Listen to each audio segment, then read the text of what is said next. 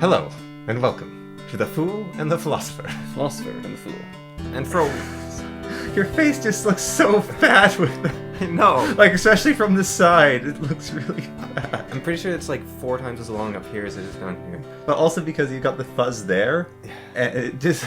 Yeah, for the record, I shaved, and I don't know what happened, but my chin now looks smaller than when I started. Sorry, my chin looks smaller than if I had no facial hair. You managed to, like, right underneath your jaw, you shaved away his realm, but they're on top of your jaws there, so that also... I would have shaved it all off, but my forearm was burning. So now I just look like the pianist from ABBA.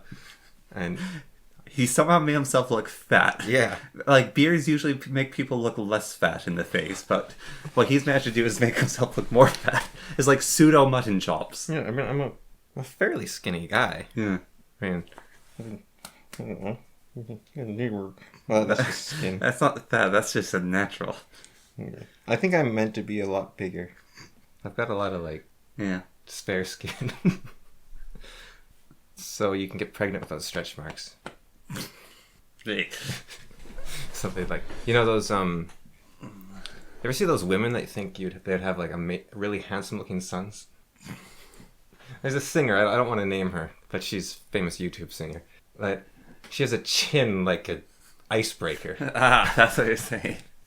And it's like, geez, the thing could take my eye out if I was in a room with her, but I imagine her sons would You could sharpen a sword on it.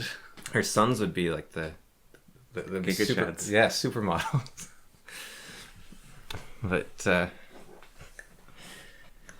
so that is, I don't know if that's true or not. It would be kind of interesting to, I don't know if genetics knows this even, but do qualities from both parents matter to the, or like, are the XY chromosomes separate enough that her genes would only appear in her daughters, for example? Or do you actually have... Well, they've got their mother size. Do men have maladaptive characteristics which benefit their daughters, and do women have maladaptive characteristics that benefit their sons? Mm. And I think that's one of the theories about homosexuality or something, potentially. It's that you're getting that homosexuality is tied to fertility.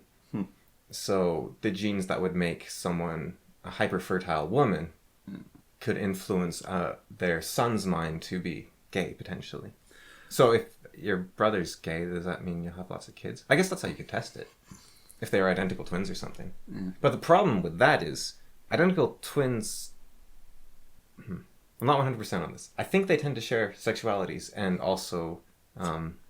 You just remind me of a joke when you're talking about twins, which is, so I have a twin, and I'm dating this girl, and I have a golden ring on my finger, and my twin has a silver ring on their finger.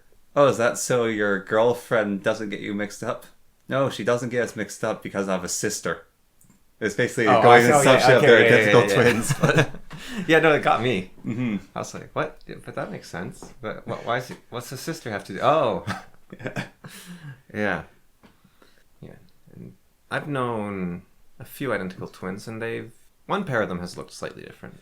I knew a pair of identical twins, and they did their hair differently, so they're quite easy to tell. No, these guys dress the same, and yeah, you know them there. Mm-hmm. But yeah, they look very slightly different. And then I know 2 sisters that are identical twins that... Well, one of them has a mole, and the other doesn't. With the brothers, Yeah. But with these sisters, I think they're just straight up identical.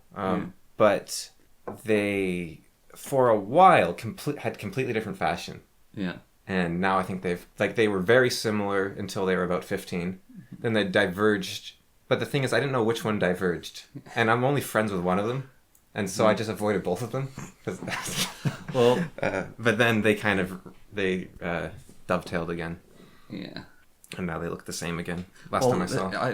So another pair of twins that I know, they had been in each other's, like, just hanging out with each other for a while, and they're going to be in both the same hotel room. And one of them bought a new pair of pajamas, and they're like, oh, I can't wait to show my twin this new fun pair of pajamas. So they get there, and they're, like, put on their pajamas. Their twin's already there with their pajamas. And they bought the exact same pair of pajamas, thinking, oh, I'm going to have so much fun showing this pair of pajamas to my twin, because it looks really cool. Something weird about identical twins is that it's very rare that one will be fat and one won't be. Yeah. And, like, just in my own experience. Now, I do know of an exception to that, but any identical twin I've known has been the exact same morphology as their Yeah, twin. no. Which would suggest that overweightness and skinniness is genetic. Yeah. In the sense that, not that you can't control it, But your mindset? but your mindset is genetic. But there is a very famous example of twins that are, one's healthy and one's not. And that is the Breathy Dutchman. What's his name? Wim Hof. Yeah. Hof, his identical twin brother is not a fit guy. Yeah. And they tested him and he still has like this perfect health magic body. So they're like, okay, so it's not his technique, it's his genetics. Yeah. Because his brother also has these crazy... His brother like does no exercise and still has this amazing body composition. Yeah. But I love that I think I've talked about it before, maybe not on the podcast, but I love the case so much that you have this guy that's like this marvel of science and you're like, well, is it genetics or is it exercise? And there's no way to tell, except he has an identical twin brother. Yeah. Wow, that's perfect. Yes. On the parents, though, and sons getting their mother's traits, and like so when in biology we actually talked a ton about genetics because that was something our biology teacher was really interested in. And so there's traits that only show up like every 3, like that's actually a thing. Yeah. Like, oh, it's the old family cursor. So there's traits that show up. There's recessive genes that if someone else has a recessive gene, it flips to positive. Yeah, like eye color and whatnot. Yeah, and so mother eyes, but even in a case of our, like mine and yours hair color, like you very much hair closer to our mother, I have hair closer to our father to an extent. Yeah, well... And even body frame. Yeah, but you could argue that none of those... I guess height matters a bit more for a male trait, but I think height matters for women as well. I think height is good no matter if you're male or female. But like a strong jaw or like features of attraction, let's say. I wonder if because not everything is contained within the XY chromosomes, but I wonder if those characteristics contain phenotypal specific genetics. Well, it is basically 50-50 of whose genetics you're going to get. But do you... So the one exception is that male children will always have father's Y chromosome because the mother can't provide that. And that's why men are much better for doing genetic testing for history, because the women you lose out half every time. Yeah. But men you get both sides of the family tree. So I wonder... So what's interesting about the Y chromosome in that area is it's still 50% in a way. So if there's 2 half-sisters and 2 half-brothers, the 2 half-sisters might share 0 DNA. Yeah. Like they'd have the same father and different mothers, but the 2 half-brothers will always share half of their DNA. Well, even with... It's kind of cool. Yeah, even with 2 sisters, actually. 2 sisters can have no DNA shared with each other. It's like a... No, because the father only has the one X, right? It doesn't matter. Because you still get the genetics from that. Right, but each sister... Like the mother has 2 X's to you, like one sister could get one of the X's, the other could get the other X. But the father only has the one X to give, so it would go to... Right? Maybe. I remember talking about this, and there can be like very, very small genetic relation. Yeah. Yeah, well, I think I don't think it's... Maybe it's a brother and sister can have no genetic... I also think there's the aspect that it's not all just the 23rd chromosome pair. Yeah. There's a whole bunch of them. Yes. Yeah. So that's probably the large part of that. Yeah, so...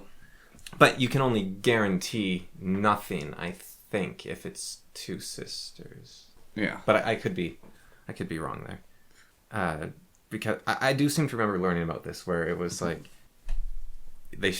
siblings share between 25% and 75% or something. There's also cases where you can be closer in genetic relationship to a cousin than to your brother. Yeah, just due to odds. Yeah. Yeah.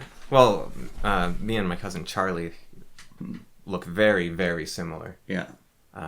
And not right now so much. No.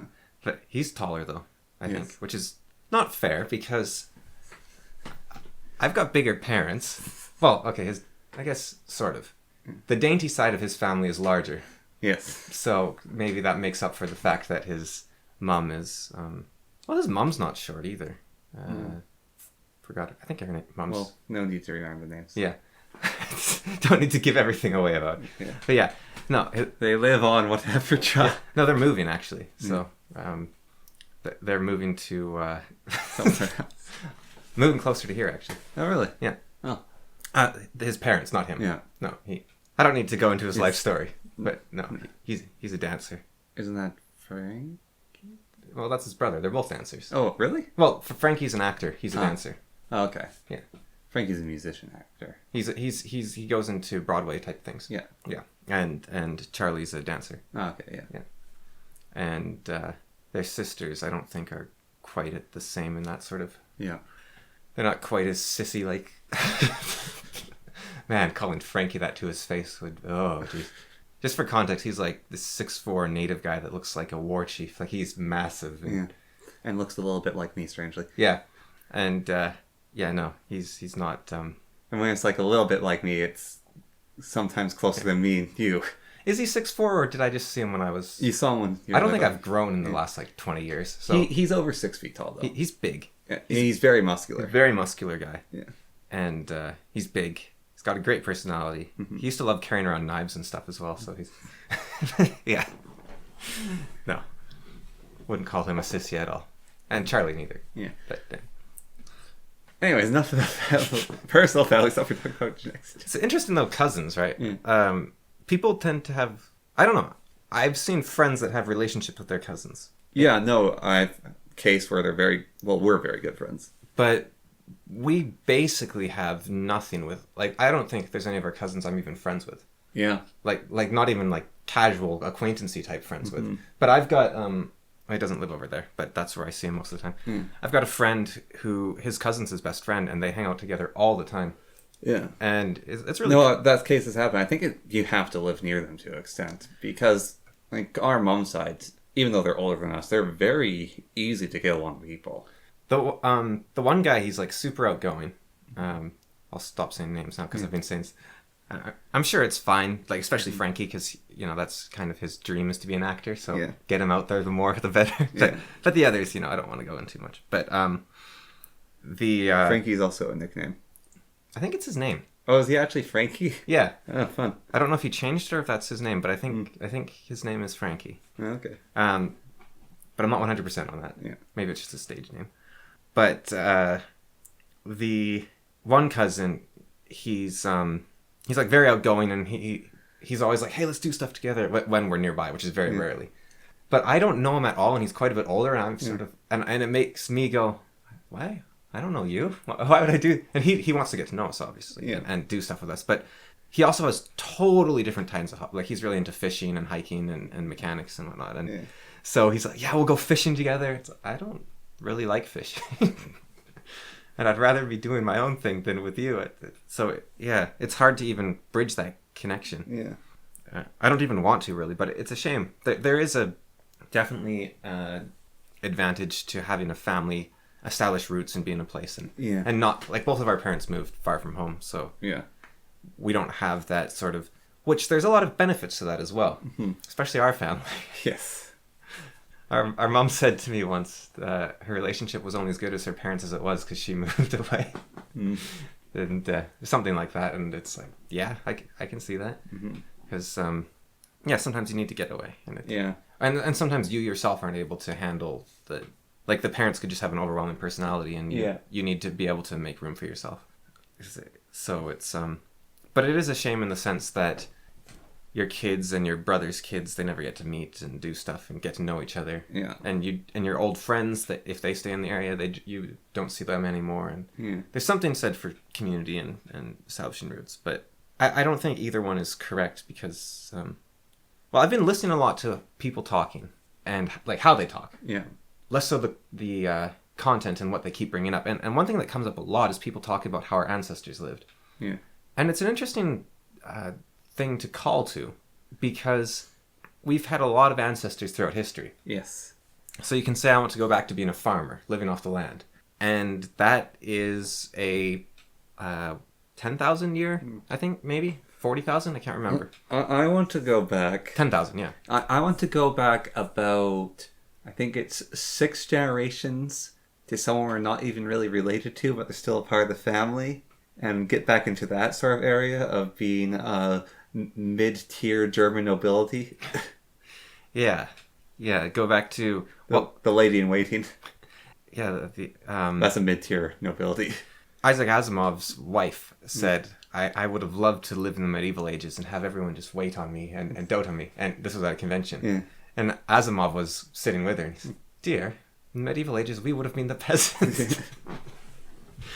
But our family actually was servants. So, well, one half was high-class servants. Yeah, we've got a banner. Bondsmen. They were bondsmen. We've got like a little... It's not quite a coat of arms, I don't think, but it's a crest. It's like the honorable serving house of such and such. Yeah. Well, they were bondsmen, so some of them would have been yeomen, and others were food servers and I actually think in a medieval society that's kind of ideal. Like being a bondsman. Yeah, you're not. You get to live in the castle, but you don't have responsibility, and you sort of like you're doing a lot, but you don't have the weight on your shoulders. Yeah. You're kind of like being the Jeeves is much more fun than being the guy with the weighty decisions. Yeah. Like much better to be Alfred and always be the well, guy. That's even the lady in waiting. Yeah. Like that family, they're mid-tier nobility, so their job is to be friends with the high tiers. Well, this beard, I could be a lady in waiting. Jeez. Well, that was only one of them. There were probably also like earls and dukes and stuff, and they had like very small forces of people that they were in charge of. And yeah, like a lot of positions until after the bubonic plague, being a serf was pretty rough, and it was better. But I'm saying all this as if I know. Well, history is made up of just like a handful of people's notes and we really have no idea. The more I've looked at it, even before the bubonic plague, like life was only bad as a serf if you got quite unlucky. Being in a city was rough. Yeah, the death rate in cities was really high. Well, why that was is so many people wanted to become freemen, and if you escaped to a city and you lived there for a year, the city would call you a freeman of the city, and so you were no longer bound to serfdom. So there's a whole thing of cities stealing serfs from castles, and that's actually part of the reason why serfdom also disappeared, like bubonic death. So there's an old Russian currency. They don't use it anymore. I don't know if you've ever heard of it, but it's called souls. So they'd say like 10,000 souls for this castle or something like that. A soul was quite a value. It was worth quite a bit. Yeah. I don't know what the exchange rate to rubles was, but it was worth quite a bit. Yeah. A soul was a person because they had so many serfs that nobility would be Russians. Like, I'll give you like 500 of my serfs for that horse. It's funny because whenever I hear British people talk about their nobility and how they're like, no one else understands how the British monarchy and nobility works, like being on the island. Well, the British are some of the only like nice nobility as well. Yeah, well, the Russians were awful. The Russian nobility, like a lot of the Asian nobility, unbelievably horrible. The Asian nobility, they're like God. Yeah, I was telling someone about this. So, British nobility are servants of the people. The Asian nobility, the people are their servants. It's really interesting how I was seeing people talk about reactionaries, which is people who want to go back to old ways of living. And they were saying how these people want to live with monarchy, like in the old days of Europe. And not the French monarchy. Well, they were talking about how, like, one guy was, I think it was Sitch on Sitch and Adam, was saying, no one is a monarch anymore in Europe. Like, that doesn't happen anymore. Your argument's invalid. And while I agree with Sitch saying that the guy's argument was bad, it wasn't bad for the reasons Sitch said. Because Liechtenstein is an absolute monarchy. Yeah. The ruler of Liechtenstein can do whatever he wants. And isn't Spain still a monarchy? Spain's a monarchy, but that doesn't mean that the king can do whatever he wants. Liechtenstein is absolute monarchy. He owns the country. His rule is law. He wasn't absolute monarchy until 2012, I think it was. He was just like a very powerful king. Yeah. And they said, we want to vote you out of power or turn into constitutional monarchy, something like that. And he said, nope, new offer on the table. You give me absolute monarchy or I leave the country. And he has all the country's money. Yeah. So they're like, okay. Sorry, sir. Yeah. Absolute monarchy then. So Liechtenstein, absolute monarchy. And then if you go back, like you were saying, historically, monarchies, totally different. Yeah. So the British monarchy and the French monarchy, the people rebelled against both. Yes. The dukes rebelled against the British, not the people. And in the case of the French, they said, you better shape up. And that didn't last very long. And that led to a horrible series of revolutions. where they had no king, and then they had kings, and they had no kings, and they had emperor, and then they had a king, and then they had no kings, and now they are what they are.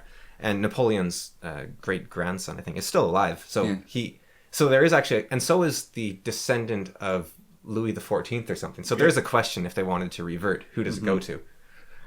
Because they do have the two heirs. Yeah, well, I'd say the noble line and not the upstart naval cannery officer. But Napoleon's line's more prestigious because he was the inheritor of the Holy Roman Empire. I guess, but so if we go back further in his line, he was just a cannoneer. Or do you go to what's his name, Christopher Lee's children? Yeah, because he is the direct heir of Charlemagne. Yes, and Charlemagne was. I mean, Charlemagne's German as well, so it's kind of. Is Charlemagne the ultimate French king, or is he more of a German guy? But he's the Frank king, more accurately. Yeah, he wasn't. If Crusader Kings is correct, because I played as Charlemagne, he's the guy that kind of invented French. Yes. So he was a German, or a Frank. Yes, he was a Frank. He's a Frank, but Franks are kind of German. They're kind of French German. Except the French didn't exist. Yes. French are Franks and Latins. Yes. So basically he got a bunch of Lombards. Yeah. He got a bunch of Lombards mixed in with his Franks. And that created the French. But the Franks are kind of just like, they're just like Lombards mixed with Germans. Yeah, but this is kind of the point. There's actually very few Englishmen because there's Saxons and Anglos. Vikings. Yeah, well, the Normans as well. And the Normans. Well, it's a huge mess, right? Because, so what an English person is they're an Anglo-Saxon combined with a Norman. Yeah. But a Anglo-Saxon are the Anglos and the Saxons. Yeah. And the Normans are the French and the Vikings. Yes. But the Anglo-Saxons also had a Viking influence. Yeah. So there's this... It's like... There was actually a few native British people. And I don't even know who the Anglos were. Like, I don't know anything about them. And then there's also Celts everywhere. Yeah, and I don't know who the Saxons are either, really. Like, they were French, right, basically? Well, they're French, but they're not French. They came from France, but they wasn't French. Like, the UK has been conquered by France so many times. You think... Kind of. Like, they were conquered by the Normans, they were conquered by the Saxons, they were conquered by, well, the Vikings, which aren't French, but the Vikings had a big French crossover. Yeah. But those people weren't French. Yeah. But... You think they would... Well, and then they lost the 100 Years' War. So... Yeah. So, I mean, has England... Well, they had God against them in the 100 Years' War. Has England ever beat France in anything? Well, Napoleon. Yeah. They beat Napoleon. And they took most of Canada. They beat Napoleon at, like, his lowest point. They also took most of Canada. I would say it was the Russians that beat Napoleon. The Russians and the Prussians. And they were winning the 100 Years' War. Until God got involved. If the British took Canada, why do we have Quebec? I think because the French won that as well. Otherwise, we wouldn't have that cesspool. It's actually, like, I've been watching Adrian preach again, like I said. And I really get into it, and I'm having fun. And these are such cool dudes. And then I remember they're Quebecers, and I just... what am I doing with my life? It's filthy Frenchmen. Honestly. Although they're both immigrants, so I can... If Quebec separated from Canada, the political scene would change so much because most of our politicians come from Quebec. Well, Quebec also has unusually high amounts of power. Yes. They get more votes per person, kind of like up here, but they have a guaranteed amount of seats. Mm-hmm. And they also are the only country that has a veto. So you know how in the United States, every state has self-governance? Yeah. Quebec has that. No other province in Canada has that, but Quebec does. And Quebec has banned the need for English. So they actually went through and did that? That was ages ago, yeah. No, they're doing something further. Oh, maybe not allowed English or something, maybe. Frankie actually posted about this on... It's actually really, really nasty what they're going to do. So what I know of Quebec is that you are required to have French, but not English, whereas the rest of Canada must have both everywhere. Yeah, no, so if you go into... This new law is actually banning English. So if you go into a store in Quebec in the past, and you only speak English, they're not required to accommodate you. But, if... I've been thinking about this. I'm not against the idea of banning English if you're French. Yeah. Because you're trying to... They are... No, but it's... If there's an English shop owner... Yeah. He's like going to have a ton of penalties for speaking English. And right, but I'm not necessarily against that. Mm-hmm. If it wasn't Quebec. Yes. Well, if we didn't have to speak French. No, my point is more, Quebec is fighting a cultural... So, in Civ, where there's cultural victories. Yeah. The United States is winning the cultural victory. Yeah. And the only two countries on Earth that are really fighting back are China and Canada, as far as I'm aware. In a sense, against the United States directly. Yeah. Like, Japan is also, but Japan's just impenetrable. Mm-hmm. Japan's more keeping up the Koreans, anyways. I don't think Japan doesn't... Well, I mean, Japan lost to the United States already. Yeah. But now they're keeping out the Koreans. But also culturally, they're not converted. Yeah. But Canada, and Quebec even more so, are... Like, Canada already has laws like what you're saying. Mm-hmm. We're only allowed a certain amount of American music, a certain amount of American television. Yeah. We had laws, I think, flat out banning American television for a while. Yeah. Like, we weren't allowed Hollywood or anything like that because we're trying very hard to not be... Because the United States and Canada, they often get, like, Americans and Canadians and everyone worldwide talk about how similar they are. And Canada is hyper aware of that. And the government has actually been dedicated to avoiding Canada just being subsumed by the United States. Yeah. So we actually had the CBC's creation was to fight back against American broadcasting. Yeah. That's the same with the Canadian Book Awards and all those things. And so we've like, there's a reason why Canadian Reads people, like, they get millions of dollars for winning, is to encourage Canadians to stay in Canada and write their books as Canadian authors. Canada has very strong, like, border policies in terms of culture and also in terms of border in general, because we want Canadians to enter our country. You have to become a Canadian citizen, you have to pass English test, you have to pass the Canadian history test, and I thought that was fairly normal, but I don't think American citizens actually, like, I think it's much easier to become an American citizen from what I'm understand. You have to know a few more laws, but still, Canadian citizenship is a lot harder. And maybe I'm off here, but because I've been hearing this debate about American citizenship and how they're saying we should introduce a language requirement. Because the United States doesn't have an official language. Yeah. Canada has two, and we are very strict about them. You have to provide them on everything. United States, you could have your entire shop be in French. You could have your entire shop be Spanish. In Canada, you must provide two. And then somehow the China... Except in Vancouver. Yeah, well, I don't know Vancouver has the exception. Okay, because I was going to say, except Chinatown for some reason. I don't know how they get... Chinatowns have exceptions, and all of Vancouver has that exception. But that's kind of weird, isn't it? Vancouver should not. Vancouver is fine. Yeah. They're a port city. Yeah. They have to treat with everyone. Yeah. But allowing a Chinatown to exist is kind of weird. Well, Canada, part of it is because of the railroads, and so many Chinese people were brought here with the promise of getting citizenship through basically... Right, but then they're not citizens, though. They're invaders in a little colony. Well, they're more like escaped slaves making their own little haven. But they're like they're like the Plymouth, whatever it's called, settlers in Louisiana. Where was it? In the States? Yeah. The three ships. Yeah. What were the Pilgrims? Yeah. They're like the Pilgrims. They're this little invasive force living with their own isolated culture in someone else's country. They're like a little community within Canada. And that's kind of cool in a way. You have this little isolated... It's like an embassy for China. But on the other hand... It's an embassy for China. Why do we... Maybe we should just reframe it and say, here you go, China. This is yours. Well, that might be better. The thing about Chinatowns is they're more Chinese than China. Because a lot of them actually aren't under the thought... Like, there's a few spies of the Chinese government. Well, the railroad was built before the... Great leap forward in Mao's revolution. Yeah, so they could have, because Mao tried to destroy the culture. Yeah, no, so there's a lot, like, there is a ton of traditional Chinese things preserved because of Chinatowns all throughout the world, especially in Canada, because we have a lot of Chinatowns. It's very weird if you see a Korean or Chinese person in the States or Canada. Yeah. They're probably from Vancouver. Yes. Because it is very, very concentrated there. But like the several generation Chinatowns are more Chinese than China. But we also have China itself destroying Canada in the sense that they're buying up, like, these Chinese millionaires are buying up all the buildings in Vancouver and driving up the prices of the country. It's a 50% tax now per year. I thought it was 5%. No, it jumped. That's why Dad and Kat didn't get a place.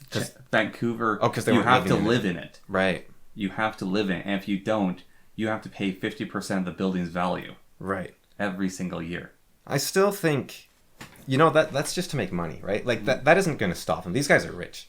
But if you actually wanted to fix it, I think you got to say, you're not allowed to buy our stuff. Well, there's also limitation laws put in place as well. Like, anyone that has property right now, we're going to buy it off of you for its max value, or we're just going to say, you keep it, but no one else is buying. And then, that's what you do if you actually want to kick them out. Or force laws to make people, there has to be people living in it. Yeah, and so you force them to get renters or move here themselves. Yeah.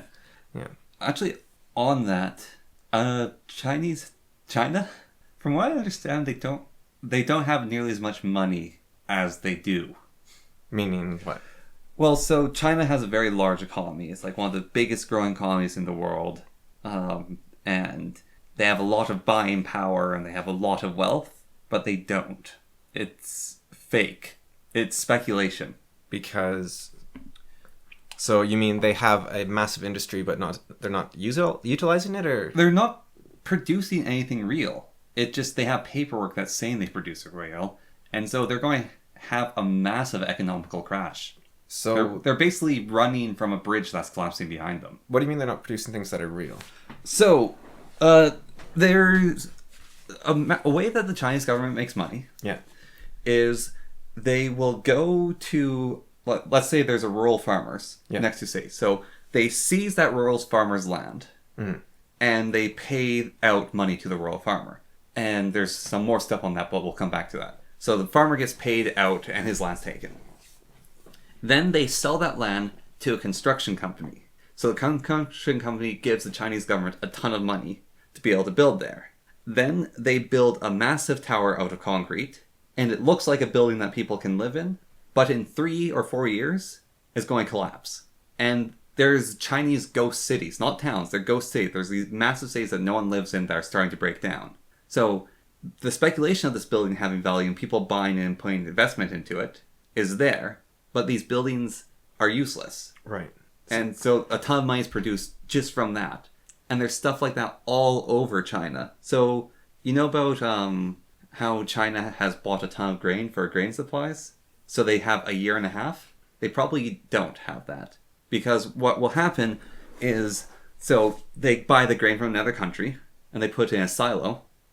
And then the official who's in charge of that silo, well, he has the paperwork that's saying there's grain in that, but then he's going to sell that to someone else and put rotting grain in there, and so there's grain in there, or there's going to be no grain at all, so there's a bunch of air silos in China, and then people will buy that grain's in there, will never actually buy it, and then someone will buy that grain from someone else on speculation, then someone else will buy that on speculation, so there's a ton of speculation buying, and like money getting moved around on grain that's not even in the silo. So when you look at Coinbase on like Bitcoins and whatnot, and cryptocurrency, and this is true of the stock market in general, there's something really weird, which is percentage of buyers to sellers. To see how hot an item is. If you have a lot more buyers than sellers, the item's going to probably rise in value. Or people are at least very interested in it. But think about that for a second. That's not possible. You can't have more buyers than sellers. But it's done because what happens is you have people like Coinbase who take the hit temporarily and then they buy it back at their leisure at a pace, essentially. And they don't make any money off of the buying and selling. All they're doing is they are making money off of every transaction. They charge you like 10% every time they do this. And it's basically a free way to make money because all you do is you say, you give me money and then I'll give you money whenever you want. And the only risk that Coinbase takes is if a product suddenly increases in value and everyone sells it, because then they have to give more money than they have. And then they're doomed, which happened to Robinhood last year. And apparently, actually, they're totally safe because what happens is all their buddies just say, well, we'll bail you out. But do you know what the Great Depression was that kind of happening? That happened and they couldn't keep on top of it. So that is currently, China is running away right now from a Great Depression. Right. With this building crisis is huge and it's been looming for a while and it's getting worse and worse. And tons of other projects are happening. So apparently, in the last 2 years, China has made and used more concrete than the United States did in 100 years of its existence. In 2 years. So the one thing in China's defense, I'll say to that, although if they've used more concrete, well, they have more people. But so Henry Hoover, I think was his name. President Hoover was a president during a massive economic downturn, if I'm recalling this correctly.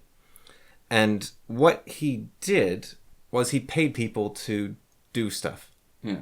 Which is what China's doing right now. So it wasn't that... so he's like, okay, we're going to build a massive highway across the country. Hire 10,000 men. We're going to build this giant dam. Okay, but here's the difference. The dam and that highway are useful and actually produce something of use. Right. The Chinese buildings are useless. They're collapsing, or they take them apart after they build them to get the concrete back. But I don't know if it matters. Because if we're in a weird time now where we are making so much, like everyone in the world is making more than we need for basic subsistence. So all we need is an excuse to keep people employed, and we can keep everything running. So China might just be, it might be their form of implementing communism.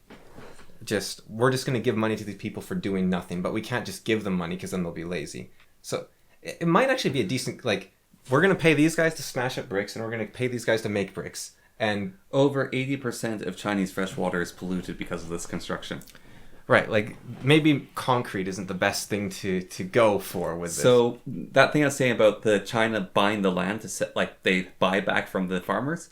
So, farmers know that land's going to get bought. And if you have buildings already on your property, the government has to give you more money. So, the farmers will build dozens of useless concrete buildings that then count as buildings on their land.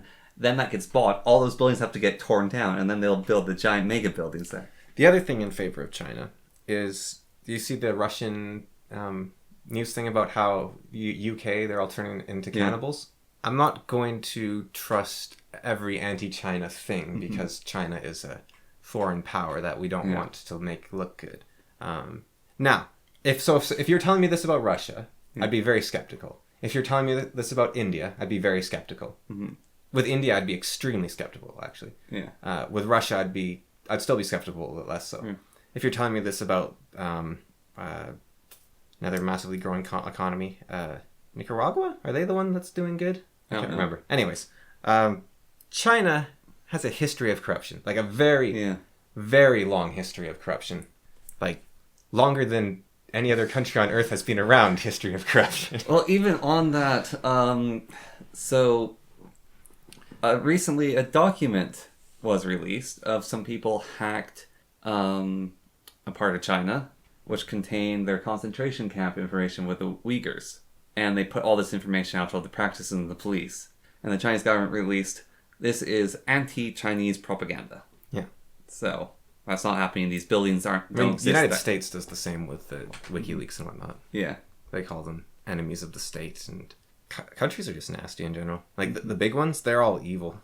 Yeah, but these are massive concentration camps. Yeah, no, they're bad. They're bad. But there's actually just...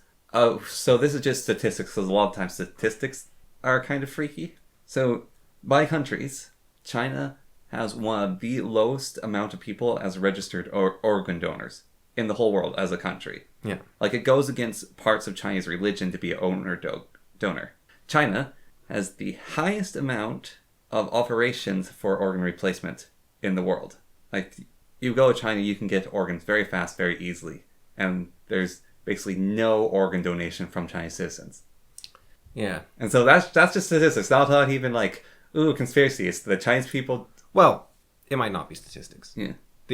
So there's a few things about statistics. One thing is that you can be just straight up lying. Yeah. Someone can be lying about China. You can also... Statistics are amazing at misrepresenting things. Yeah. There's a reason George Bush said there's lies, damn lies, and then there's statistics. Because you can lie like crazy with statistics. Yeah. And then there's this fascinating... I don't know who coined it, but it's called like this... It might be called like the scientist's hymn or oath, or I can't remember, something like that. But it's you can torture statistics until they tell you what you want. Yes. And yeah. which is, I did that really recently actually. So I've been tracking how much I've been talking. Yeah. It stayed dead even for about 5 months. Sorry. Yeah. It stayed dead even on average the amount I've been talking. About averaging 50 minutes per day. Yeah.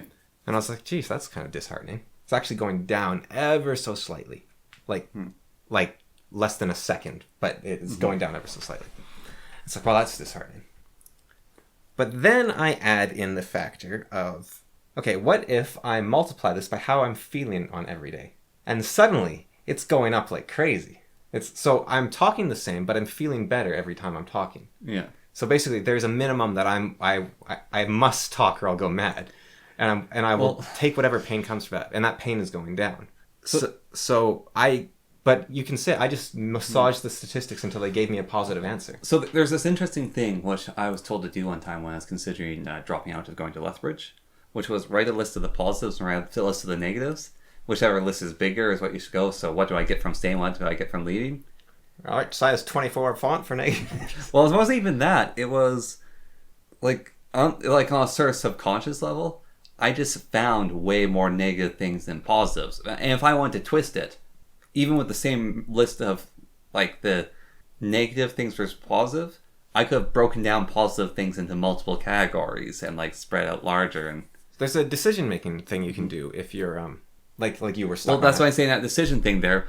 However, you actually get the result that you're going to go with mentally. Yeah. So there's a simpler decision making technique you can do, which is you flip a coin. Yeah. So you want to go to should I stay on Lethbridge? Should I not? You flip a coin to decide. Yeah. If you don't like the results, flip it again. Yeah. And just keep doing that until you get the one you want. Well, that's that whole thing. Should I get a dog? Have you seen that video? Yeah. And then the cat takes the thing out, but she obviously wants a dog. Yeah. Yeah. You tend. So it was Carl Rogers, I think, who said that in small decisions, he'll lay out all the positives, all the negatives. He'll think really hard on it. He'll weigh decisions. He'll look at the statistics. He said on all the biggest, most important decisions in his life, he goes with his gut reaction. And well, just the right now, I think helps you find your gut reaction, unless you self-doubt. Not exactly. So there's been quite a few studies on this. Oh. And what they've found is you're happier with the choice you made. Yeah. So your choice doesn't matter. It matters that you went with it. So how they tested this one time was Sorry, I'm thinking of a different one. They had some music CDs, I think it was. Yeah. And they had one group where they said, all right, pick a CD. Yeah. And they grabbed a CD and they went with it. And then they had another group they just gave the CD to randomly. Yeah. How did this work? No, because I'd give the opposite. It was basically if you were... Wasn't the study they gave you the choice to change your mind? Yeah. Yeah. And then... The people who changed their mind were unhappy because, like, so the first group, they just chose it and then they went away with it. And the other ones, they chose CD and then they were given an opportunity to switch. Yeah, it might have been that. It's been a while. And if you switch, then there's regret. But it's more the fact that if you go with your gut feeling, you'll be initially happy about your decision because that was your initial, and that will be enough to carry you on to making it the better decision. Yeah. So my psychology teacher gave an example of a car purchase he and his wife made, where they went into a bunch of cars and they sat in one and they just smiled and looked at each other and said, "Yeah, this is the one. This is the one." Yeah. That was it. They're like, "Yeah, this is the one," and they were totally happy with it. Yeah. They didn't look at mileage. They didn't look at this. They was like, "This is just the one." And he thought about it later and said, "Oh, it's like our old car." So they just kind of had this sort of, "Oh, this is the same interior color as our old car," or something like that. But they just had this moment of, "Yeah, this feels right," and they went with it, and they were totally happy with it. Yeah. Whereas, yeah, you're right. They gave them the choice to take it back. So if you second guess yourself, that's when you start going, "Oh, I could have taken the better thing." I've also been thinking about that idea of second guessing yourself. If you're happy, so fear of missing out, right? Yeah. If you're making your life miserable because things could be better than they already are, that's stupid. Like it just is logically inconsistent. My life is good, but it could be better. Therefore, my life is bad. Yeah. That's crazy. Well, it's weird because... So I will get this gut feeling sometimes. Like, I need to get out of here. I need to stop doing this. Like, this isn't the right path. And then that will stew for a very long time. But still, it's very much a gut feeling. I sort of just feel it. And then... Basically, every single time I've gone with it, and it's like, yeah, I should get out of here. Except for one time. Yeah, you stuck with it. Statistics class. Yeah, and you regret it. Yes. Yeah, so you have a very, very well-tuned gut, apparently, for what you like and don't like. I do not, but Basically, I will start getting a feeling, like, even Yeah. with my work right now, I'm starting to get a feeling. It's like, you can't do this much longer, or you're going to start hating it. Yeah. And I mean, some people, I would say, well, but with you, you seem to, you seem to get it. Like it's worked for you every time so far. Yes. It'll probably fail you at some point, but Yeah. I mean, if it does, it does, and whatever. Yeah. You just starve to death. Yeah. Banded in the gutter. I'm not playing for big stakes here. Yeah. Except we are, because the whole... we live in the middle of nowhere with, like, no food production within a couple 100 miles, and there's this massive food shortage starting. But There's a lot of bison. it's fine. Yeah, well, no, hunting here we'd be fine for like a year, and then things would resolve in the next year probably. But it'd be rough on the wildlife. Yeah. People would die. Like Yes. I'd estimate up to maximum 20% of people die. Maximum, probably less than that. And also, countries have food reserves. I don't know if Canada does, but I assume it does. Canada produces enough food for itself 8 times over. Yeah, but I don't think it's 8 times over. It is. Or it was. Sorry. We export 30% of our production, so I don't. At one point, it was 8 times over. Okay. And it could, if we were to fully utilize it, could be 40 times over. But the green belt that Canada has produces a lot of food. Reserves is what matters. Because if nobody plants in spring, come fall, we all starve, even if we could have made a bunch of food. Because the problem right now is that pesticides and fertilizers are not easily available, and herbicides. So the farmers are thinking, well, this isn't worth my time. Yes. Now, the farmers that stick with it, if you're a farmer listening, you know better than me, so don't listen to me. Yeah. But, I mean, maybe you can double your price because no one else is selling, and it'll be good for you. That's an encouragement, because I would really like the farmers to keep planting food, please. Thank you. Yeah. But, I'm not... It's kind of funny, isn't it? Because thinking about worst-case scenarios, they don't happen until they do.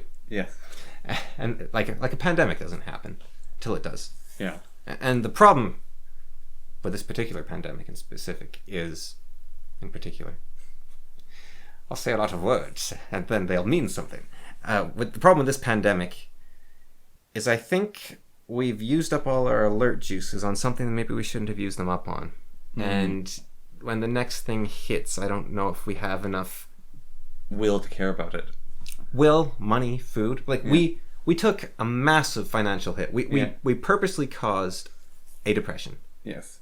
I don't know if it'll be as bad as 2008. I don't know if it'll be as bad as the Great Depression. Yeah. But we caused a depression, and we're going to be seeing the fallout and the deaths and the suffering from that in the coming months and years.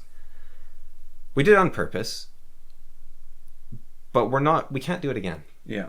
And what if, like, the bubonic plague happens? And I think I've talked about this before, but it's you only have so much goodwill and so much wiggle room, and if you burn it all on something that isn't necessary, it gets a massive cry wolf. Yeah. Even if you say, look, until we got the vaccine up and running, it was necessary. So the first year and a half, okay, fair enough. After that first year and a half, you're just burning money for less. You're burning more and more money for less and less gains, and you're also burning a lot more good faith. Well, is all you care about money? No, but the good faith and the money is what keeps people alive. You look at Denmark; they have about the same deaths as Canada, with way more freedom. Yes, and the government was able to keep trust. So next time they need to vaccinate their entire population against something really bad, they'll listen to them. Same with Japan; they'll probably listen to their government. Canada, they might not, because our government, our prime minister, all he seems to be able to do is abuse trust of the people. Yeah, he will, without taking a political side. If you reduce the prime minister's statements in the same speech to logical, on his Twitter, let's say, day after day, you reduce them to logical components. So you don't have you strip out all politics. You just have X is Y, A plus B is C, X times C is Y, therefore, like, you take those pure statements of logic, day by day, his speeches he says, day by day, they're completely contradictory. He isn't saying anything. He banned Russian news media for being propaganda. Okay, fine, fair enough. But then he decried Russia's censorship for banning Canadian media in Russia.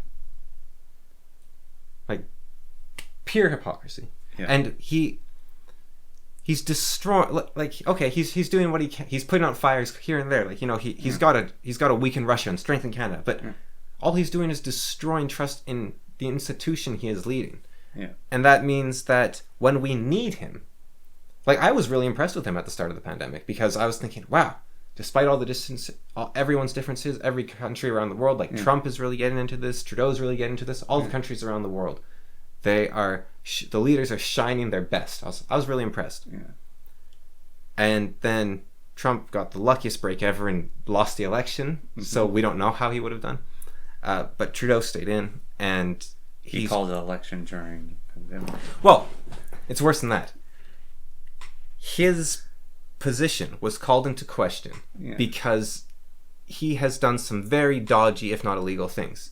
Yeah. And all the other party leaders said, we would rather have this dodgy, law-breaking person, our prime minister, than force the citizens to go through an election. Yeah. So they purposely did not hold a non-confidence vote against him. Yeah. They said, look, we would rather have a stable leader at the helm. Yeah. We would rather have a corrupt, stable leader at the helm than no leader at the helm at all. Yeah. And then he went and called an election anyways a few months later when he thought he might gain some points. Yeah. So everyone was like, look, we want to kick you out, but we're going to give you a pass because this is a time of crisis and we need to stand united. And then he threw that back and wasted a huge amount of money on the election. I don't know if I talked about it, but IBX Toycat, the Minecrafter, he pointed out that it was like 0.5% of Canada's budget for the election. Like, calling an election is not cheap. Yeah. And so he did that. And, it's... Man. He's just such a massive... Now, I think part of the problem is that he has a presence. So, Bismarck said that politics is like making a sausage. You should never see it being done. Maybe all the leaders back then were just like Trudeau, but they weren't going up on stage with a permanent record where you could see them contradicting themselves over and over and over and over again.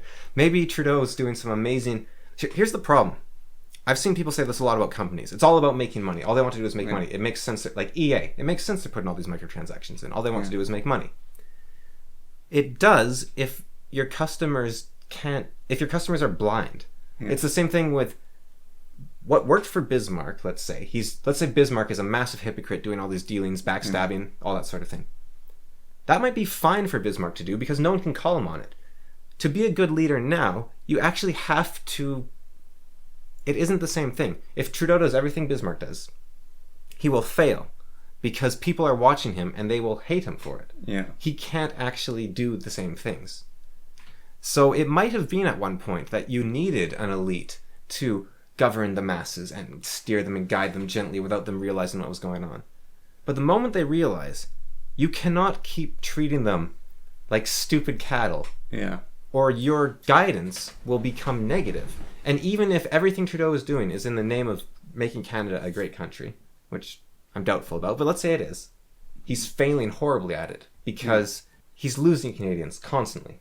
Yeah. You have... What am I saying? Appearances matter? Is that it? Not quite. Presence?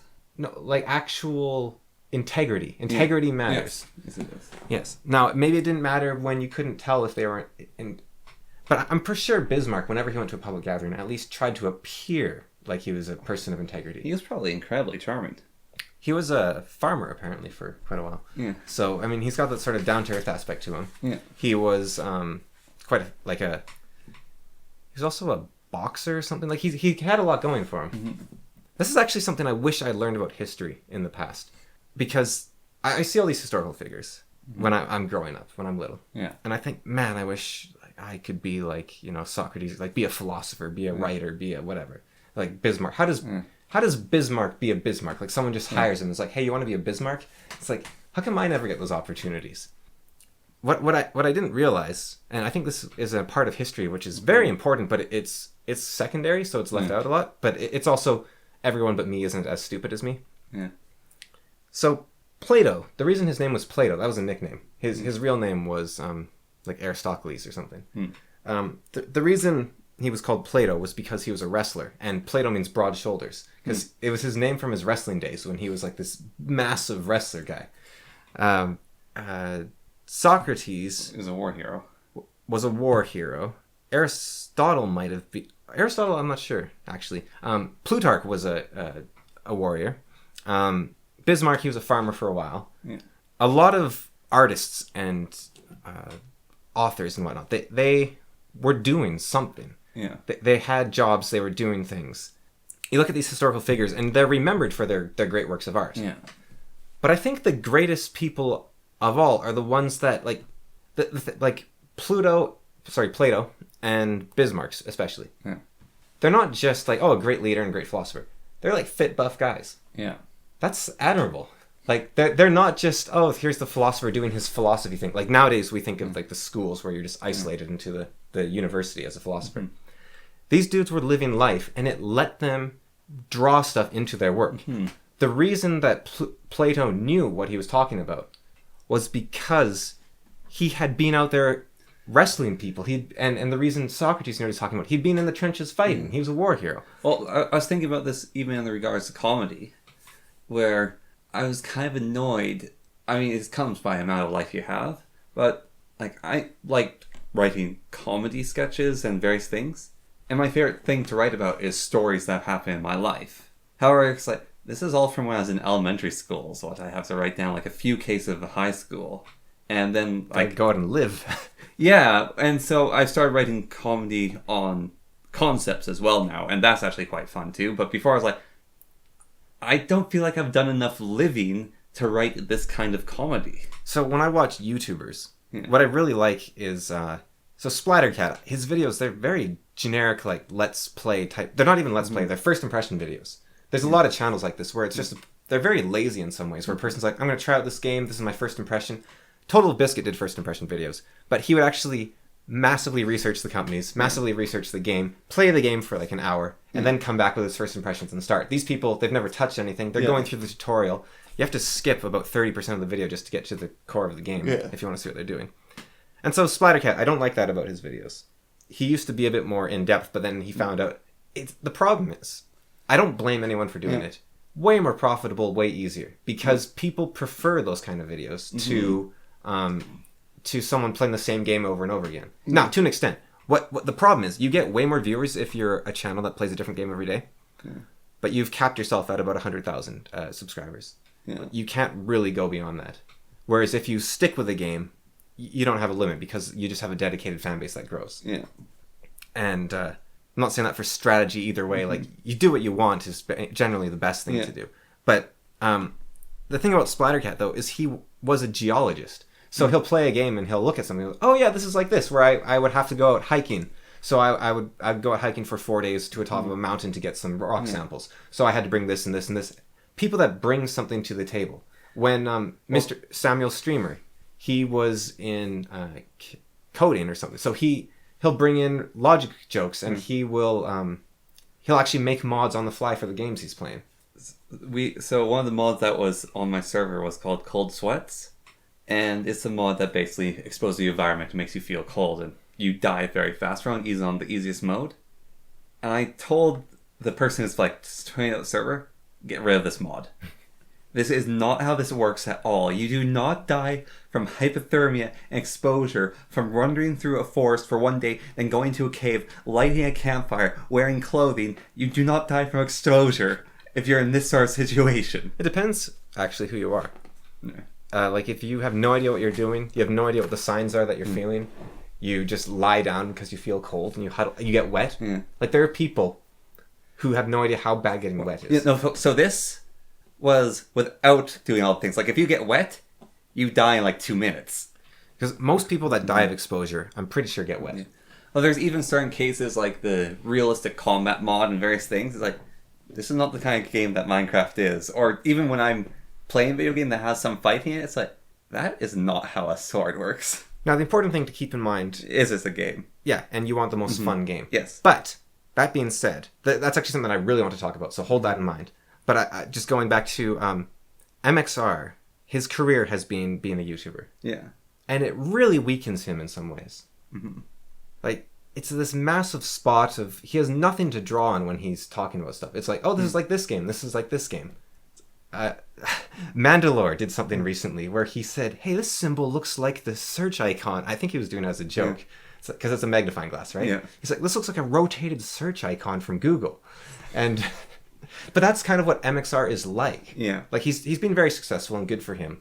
And he did go into engineering and learn calculus at one point. But he's got nothing to bring to the table except his cooking and his tennis. Those are two things that he can bring to the table. And cars. Yeah. So he does have stuff he can bring to the table.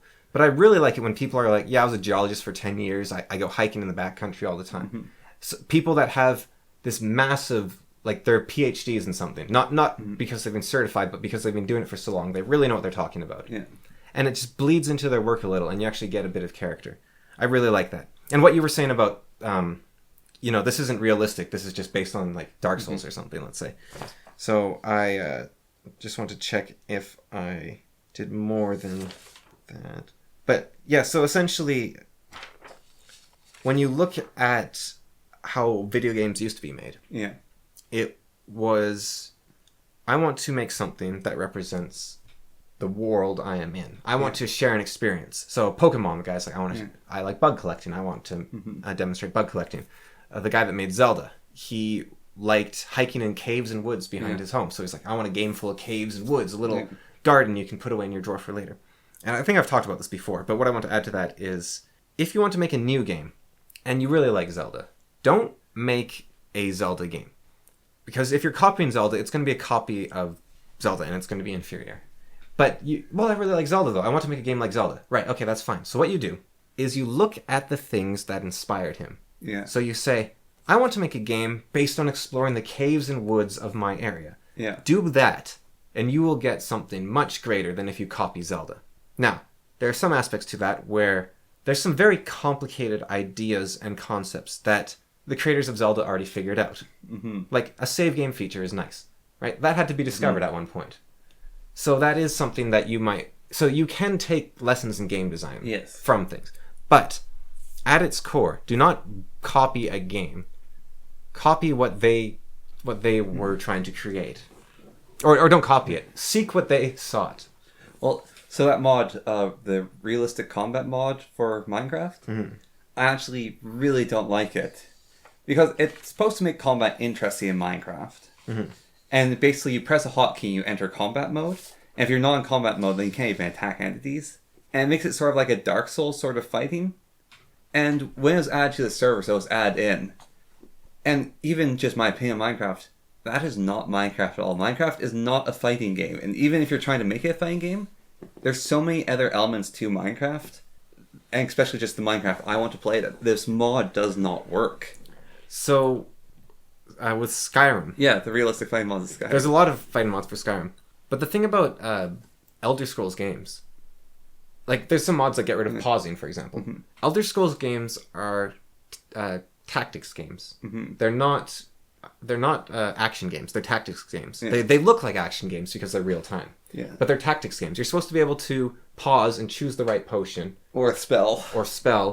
Apply the right poison to your sword, and hit the guy. So I actually think that The Witcher 1 is better than 2 and 3 for combat. Because in The Witcher 1, all you could do was hold down a button. Yeah. But how you approach the fight mattered so much more. Mm-hmm. It wasn't your skill that mattered. It was how you approached the fight. It was, okay, what oil do I put on my sword? What techniques have I unlocked? What type of sword am I using? Yeah. What spells am I casting? And you are in trouble if you can't figure out the switch sword hotkey. So Witcher 2 had a combination of 1 and 3. It had you needed the skill of 3 as well as the planning of 1. Yeah. Which ended up being very hard. Yes. So Witcher 2 could be the best of both worlds depending on your hardness preference. Yeah. But I like Witcher 1 because I think it's a rare person that is really into action and really into tactics at the same time. If you want to play an action game, you want to play an action game. If you want to play a tactics game, you want to play a tactics game. Yeah, I like both. Simultaneously? Yep. Okay. Yeah, so Witcher 2 might be your type of game then. Well, that's why I really like Mount and Blade. Yeah. Well, I don't know if Mount and Blade's very tactical. Oh, as a 10. It's just kind of, you stick your archers on a hill, you put everyone in front of them, and then you go out on your horse and divert their archers. So if I'm outnumbered by my enemies, yeah, I will have my archers in a position, and I will tell my base soldiers charge, and I'll tell my cavalry to charge. When my cavalry have hit and have their momentum, then I call them back, and then the infantry start fighting at the line.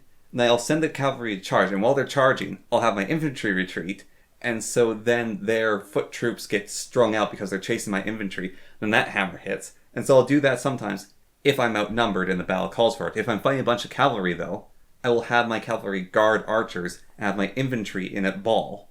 And so I make it so they have to come to me. So there is actually a lot of correct decisions, I guess, to be made. Maybe. I don't know if it matters or not. I think it's as tactical as real combat. Which is to say, I don't know if it matters at all. Well, also the overmap strategy, like directing people to go certain places and choosing the right amount of forces to attack castles. Oh yeah, strategy. But I don't know if tactics exist, honestly. Like in real world. That's one of the main arguments of War and Peace. He went to the battlefields that Napoleon fought on. Yeah. And he said, so Napoleon stood here, and the battle happened here, here, and here. Yeah. You can't see here, here, and here. So all that happened was Napoleon gave initial orders of engagement, and then the entire battle happened. Now, the question is Napoleon a genius because he was able to give simple orders at the start of battle that worked? Like, he was able to say, look, you guys do this. If this happens, do this. Go for it. And is that why he was a genius? Or was he actually like, okay, this guy's coming around here, you gotta do this, you gotta do this, or was he just lucky? Why was Fiddler only a sergeant at his highest point? Like, he was never made a captain. Well, he was made a captain later on, but like, he was a sergeant forever in the Bone Hunters. Mm-hmm. It's because he was good as a sergeant, which is tactics. So we've been given our strategy orders, and then... Yeah, the people, your captains and your sergeants really matter. Yeah. And even then, there's all you're saying is mash this guy into this guy, mash this. Like, I mean, there is tactics. That is what tactics is. Chess is not tactics, except in a way, chess is, because if you look at it, why is there only pawns? Where's your king? It's very strategic to have him in my castle over on that other board, and you have to beat my army of pawns to get to that board. Well, the reason chess is tactical is because it's so complicated. You can't really know what's going on, and so you're just kind of chucking pieces up. But it's been analyzed to the point where it's almost lost that aspect. Risk is a game of tactics. Mm-hmm. And yeah, there is tactics in Mount and Blade. I'm sure you're a much better player. I get so overwhelmed playing Mount and Blade. All I can do is just handle myself. Charge. Like I tell my archers to stand on a hill, tell everyone else to stand in front of them, and then I go charge the enemy archers on my own. And that's basically how I play Mount and Blade. Because I get so overwhelmed. So if I'm in a battle and I'm outnumbered and I go down, the battle's lost. Because I can no longer command the troops, and so they start doing the AI that they're given, and they just get slaughtered outright. Because the AI is an idiot when you're gone. But I can usually win 2-to-1 odds. Even on hardest difficulty where your troops are taking full damage and you're taking full damage. 3-to-1 becomes a lot trickier when it's 200 versus 600. If it's 3-to-1 and it's like 5 guys versus 15, then that's manageable because your character in Mount and Blade counts for about 20 soldiers. But depending on how you do it, yeah. Yeah, but it gets bad when it's 200 to 600 because that 3-to-1 I cannot win. Yeah, and my soldiers just run out of ammunition after a certain point. I think I don't know if the what's it called? The Linarch rules of combat. What's it called?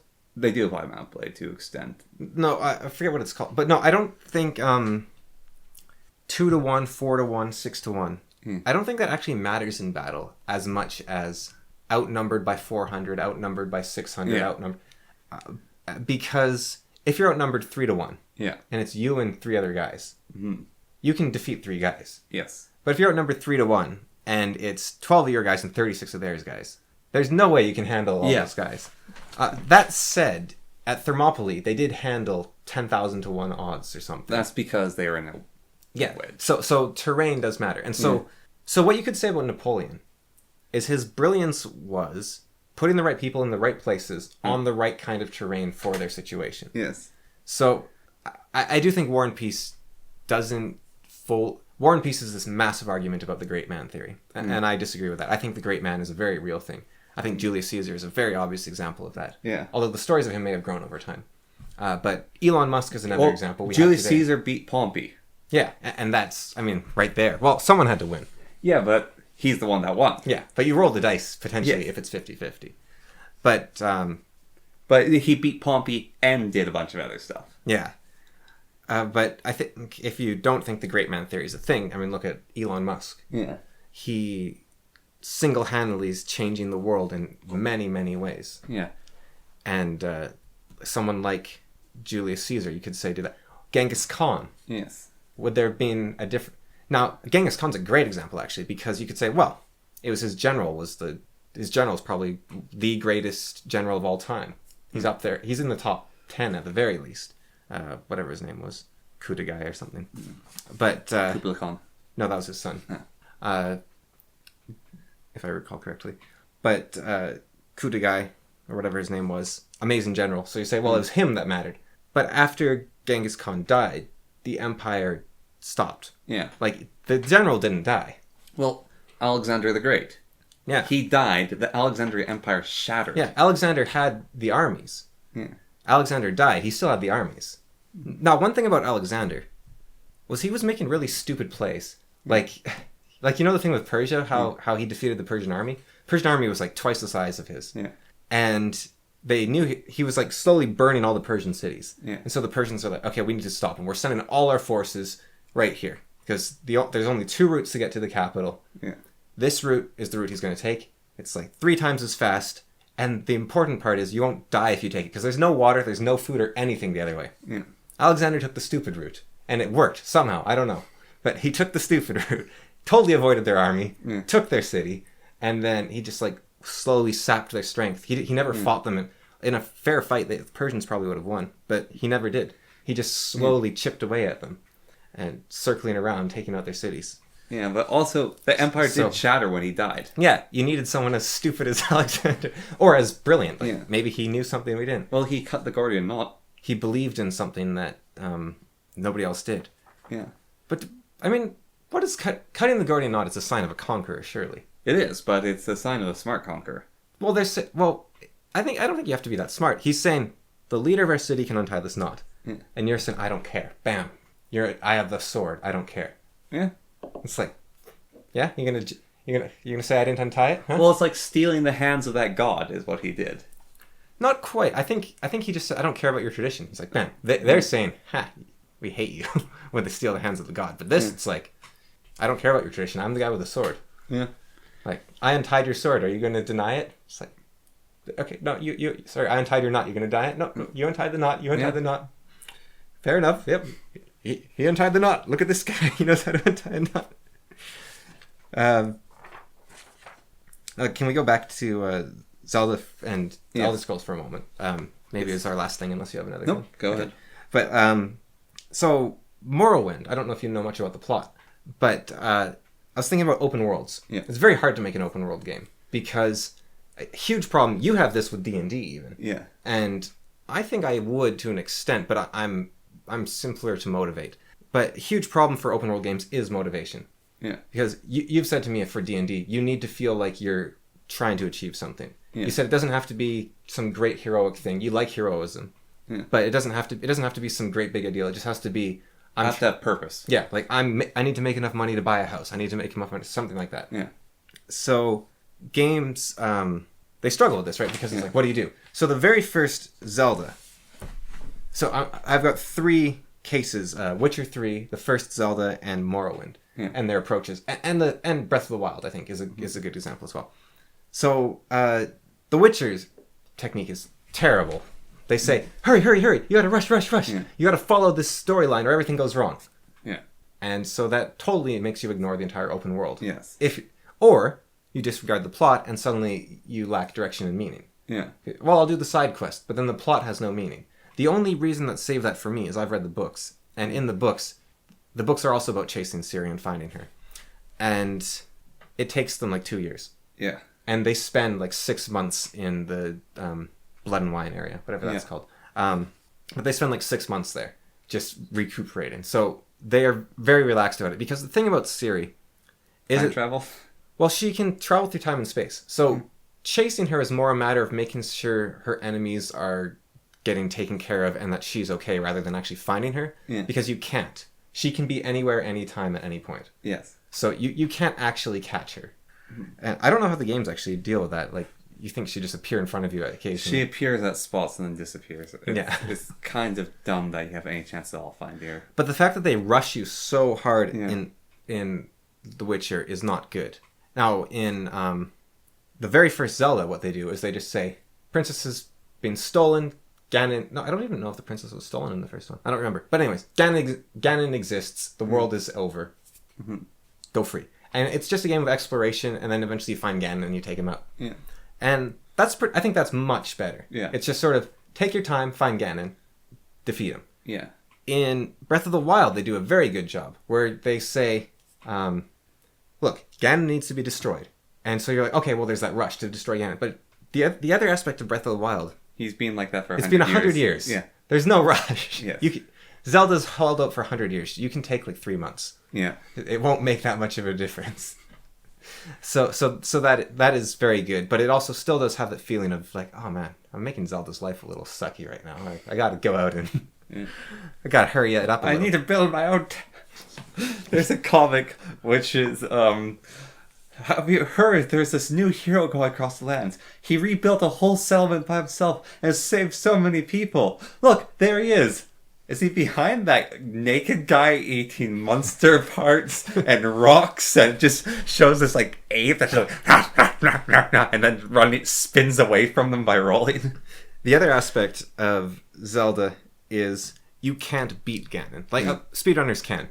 Yeah. But even then you can't beat Ganon with starting gear because it'll break. So you actually have to get gear before you fight him, which you can find in the castle itself. Yeah. So you can go basically straight to him, but you have to detour through like dining rooms and stuff. Yeah.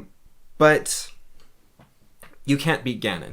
Yeah. If you're a normal player, first time playing. Yeah. You can't beat Ganon. You need more hearts. You need more stamina. You need more weapons. You need more armor. So not only are you justified in taking a long time because it's already been 100 years, but also that is the requirement. Zelda's mission to you is go out there, get stronger, so you can beat Ganon. Yeah. So then let's go to the Elder Scrolls series. So I think Breath of the Wild does a very good job. Yeah. So Elder Scrolls series. Daggerfall and Skyrim. So Daggerfall, you have 1 month to deliver a letter to your friend, the Emperor. Yeah. If you fail that quest, you've lost the game. Yeah. But the game lets you keep playing. So that kind of ties into its whole medieval life simulator. It's like, look, you failed the main quest, but if you want to keep playing, go ahead. So you can roleplay all you like. That's nice, but it's also like, well, I either have a month to do this, or I ignore it and then I have to come up with my own purpose. So if you can come up with your own purpose, it's fine. And there's a lot of stuff to do in Daggerfall, but it still does kind of leave you listless to a sense. Skyrim, it gives you this huge open world, and it gives you, from what I understand, all the time you want to do stuff. Yeah. But the way the plot is structured, there's never really a time to stop and actually do all the stuff. Like, there's no rush, but they always say, like, go to this, go to this, go to this, go to this. There's never like, hey, man, take your time, do this, do this. It's always, go to the Jarl. Then it's, go to my guy, investigate the dragon tomb. Then it's like, oh, there's a dragon attacking, and then go to the Greybeards, and the Greybeards tell you where to go. So there's no pauses. I'm going to disagree with you on that slightly just by the way that the world of Skyrim is structured and how you come across things. It's very much a medieval life of travel takes time, and you have to go to other places and do small jobs along the way. And that's very much happens in a lot of the fantasy book I'm reading right now, is they need to get magic items. Yeah. But there's stuff happening in between they also have to deal with because it's more immediate. So in Skyrim, you have to go to the Greybeards. But right now, there's a little girl whose father is being kidnapped by Dwemer. So you have to go down there and save him. But the plot itself doesn't give you much breathing room. So The Witcher also does that to an extent. The Witcher, the only good thing I've had to say about The Witcher 3, basically, has been its economy. And the really good thing about The Witcher is there's moments in the game where you need like $1,000 to hire a ship, or you need $100 to enter the city. Yeah. And you're poor. So in order to do that, you actually have to go and take Witcher jobs. You have to go save people. You have to go... So it does work, but there is no pauses where the game just says, hey, you do you. Another thing on Skyrim's design is you can actually beat the game relatively low level, like beat the main story. But Skyrim isn't over when you beat the main story, especially with the 2 DLC, because there are 2 other big events. And Skyrim still has all its problems, so there's still a need for a hero. Yeah, but the main driving motivation is gone. Yes. And the game never took a moment to just say, hey man, you go out there and you do you. Well, it actually does give you the opportunity at one point when you're doing the treaties for the Civil War, of basically both guys are trying to get you on side, so that's like an opportunity to join one side of the Civil War. Yeah, okay, so they have a moment, that's good. Yeah. Yeah. They have a few moments like that. Like you have to capture a dragon at another point, and you have to find stuff to capture him. But I do think the main point where they could have a bit of a break is you go to the Jarl, you tell them about the dragon attack. Yeah. They should not give you another quest immediately. It should be the next time you talk to the Jarl, he says, hey, talk to my mage, he has a quest for you. Well, then some people could be like, oh, where's this story going now? Yes, but you need those breaks to have an open world.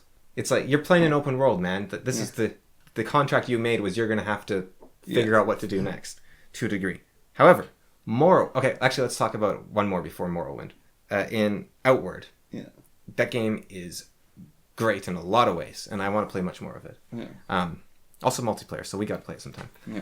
But I haven't been playing it lately. But its starting quest is you're in debt for 500 silver or something like that. Yeah. You have 3 days to come up with 500 silver, or you lose your house. Yeah. And you actually do lose your house. You have this house, it's great. You can sleep there, you get a bonus for sleeping there. It has a kitchen, so you can cook whatever you want, because cooking is a very important part of the game. Yeah.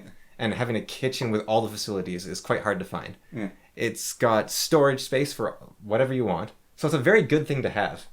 Yeah. And the game will take it away from you permanently if you do not gather 500 silver within 3 days. And it's a tight timer. Yeah. And that is a great reason to just feel like, I'm going to go into that bandit cave because I need gold. It's great. And if you fail the quest, then the game says, okay, well, you defaulted on your debt. You're a failure. You should, if you feel like a failure, your friend's leaving. Maybe you go with them to the city they're going to. Yeah. Or they say, look, I'll do this for you. But if you go to the head of the town, she'll also say, hey, I'll buy your house outright if you do this for me. And if you succeed in the quest, then it's like, well, do you want to go with your friend? The head of your town says, I'm going on a boat this way. Yeah. Once you get settled in like 3 days, you can go overland through the desert. It's a super long journey. But if you come and meet me, I'll have work for you because I am very worried about this thing. Your best friend is like, man, I got to get out of here. If you want to come with me, we'll sail across the ocean. If you don't come with me now, you can travel, but it's going to be a crazy... Because the distances in Outward are huge. Yeah. Like, travel is actually really hard, really dangerous. And feels like Dungeon Lords? Or is it even farther walks? Less fighting, more walking. But walking is hard because you need food, water, and shelter in Outward. Yeah. In a way that isn't annoying. It's a lot more like First Edition D&D. Oh. It feels very similar to First Edition D&D in a lot of ways. Yeah. Because the distances are massive, and it is dangerous, and you can die from overheating in the desert, stuff like that.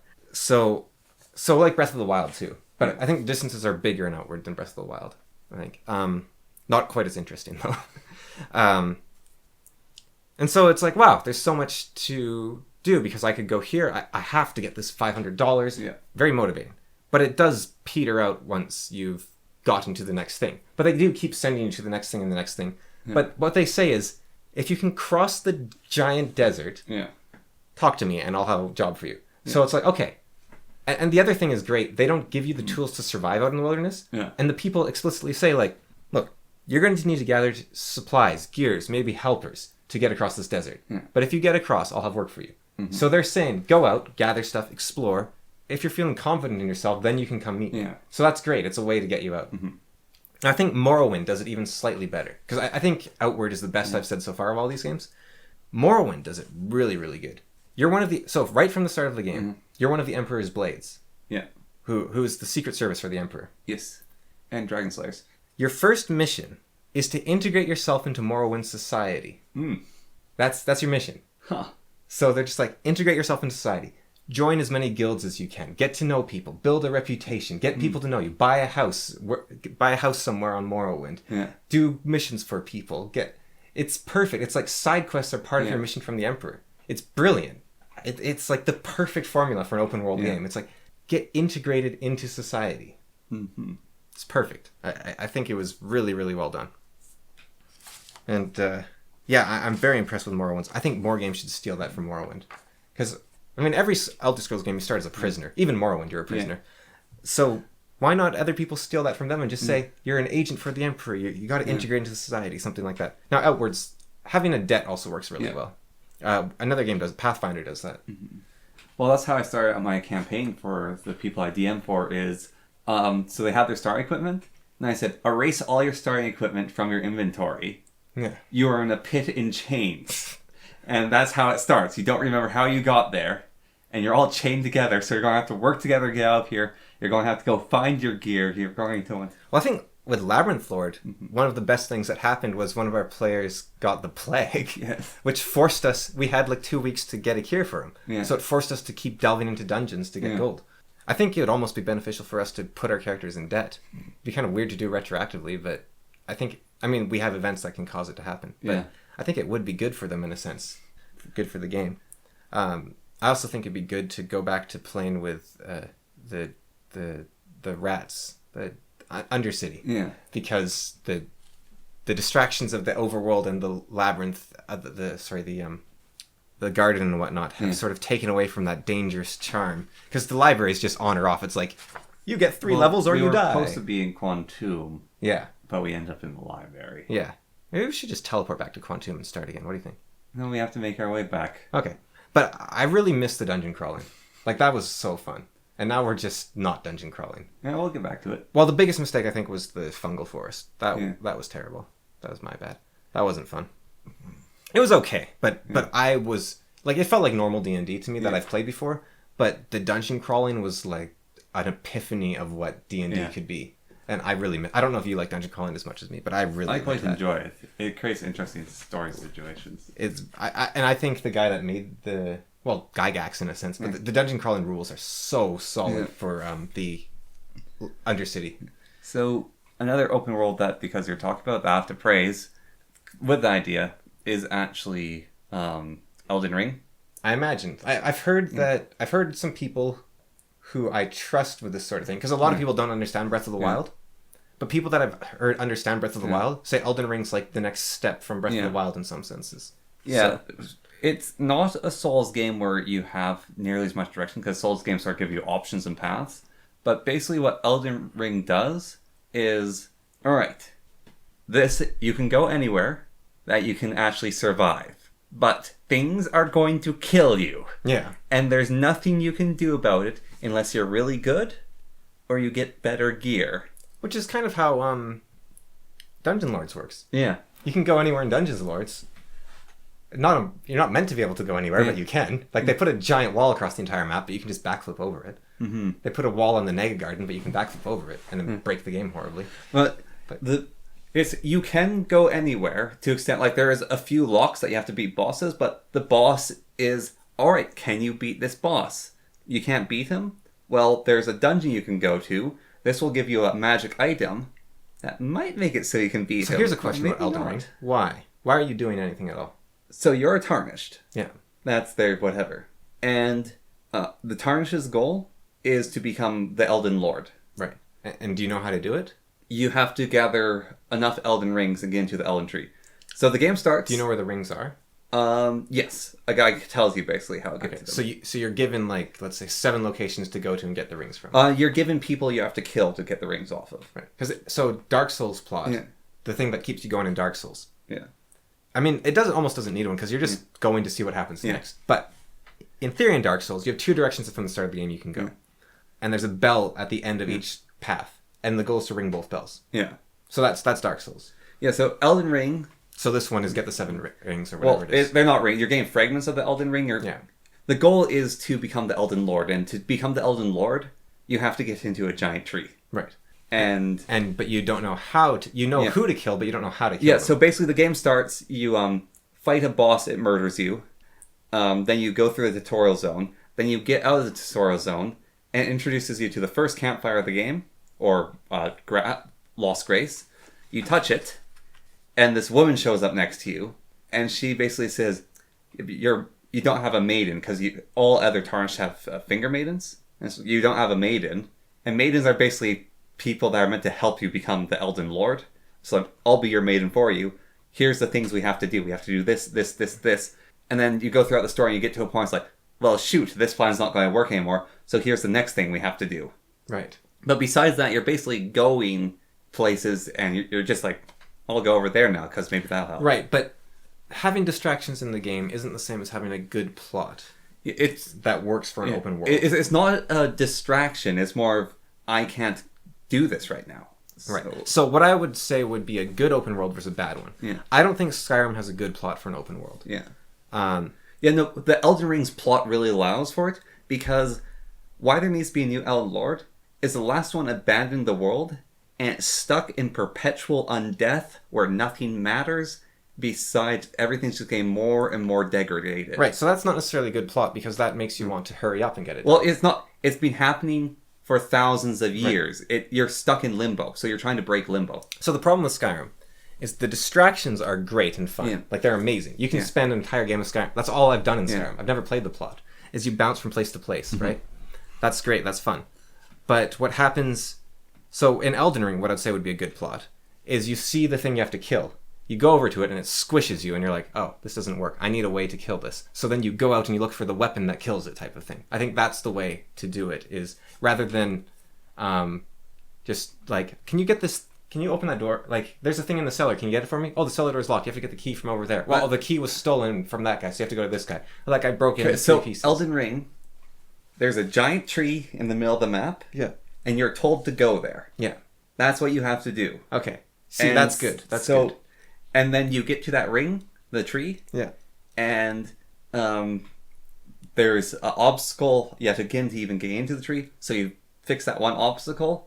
And then you can do it. You don't have to kill every single boss. There's like a few bosses you have to kill, but really you don't have to kill all of them. It's just they make you far more powerful. Yeah. But you're collecting shards of divinity. So, to reiterate, what I think makes a good open world is you're given a few very basic goals that are very hard to achieve and can be achieved in any manner you choose. Yes. Yes.